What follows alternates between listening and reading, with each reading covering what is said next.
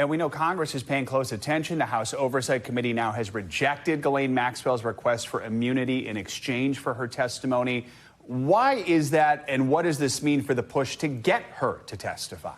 Yeah, so Congress was seeing if she would come testify in mid-August, just a couple of weeks from now. But her lawyer is essentially putting out some terms saying the only way we would do that is if you allow us to do so outside of the federal prison where she is serving that 20-year sentence, if you grant her immunity, and if you wait until this appeals process that's currently going on actually reaches the Supreme Court and reaches a conclusion, which could take months. So they also are saying they would like the questions in advance. And essentially, the Oversight Committee responded to that saying, look, we'll get back to you on some of those other requests, but in terms of granting congressional immunity, that is not something that we're prepared to do at this time. And you have Republicans and Democrats both saying that somebody who is convicted of sex trafficking the way that Ghislaine Maxwell is shouldn't be receiving any kind of immunity or any kind of clemency at this point, which we know President Trump, for his part, hasn't ruled out yet, guys.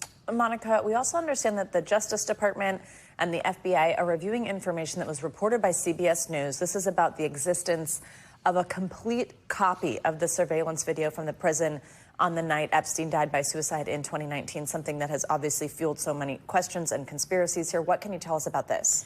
Yeah, and of course, this is another area where there are just going to be more questions. And essentially, the FBI and the Department of Justice are saying there are copies of the entirety of the video that law enforcement does possess where you do see that so-called missing minute. So effectively confirming that CBS News report to say that the narrative that's out there right now from some officials, including Attorney General Pam Bondi, is not correct, that it was just a glitch. When she was asked to explain this a couple of weeks ago, she said that the Bureau of Prisons had told her that that minute was kind of like a reset that would happen every night, so that there was always going to be a missing minute at a certain point in the day that would repeat as a pattern. But now, according to that CBS News reporting and what the FBI and DOJ are essentially commenting on, they're saying it does exist, but they aren't releasing it, and the reason for not releasing it is unclear. So again, that may prompt some more questions, too, from the MAGA base that has been demanding more information on the Epstein controversy. We thank you for watching, and remember, stay updated on breaking news and top stories on the NBC News app or watch live on our YouTube channel.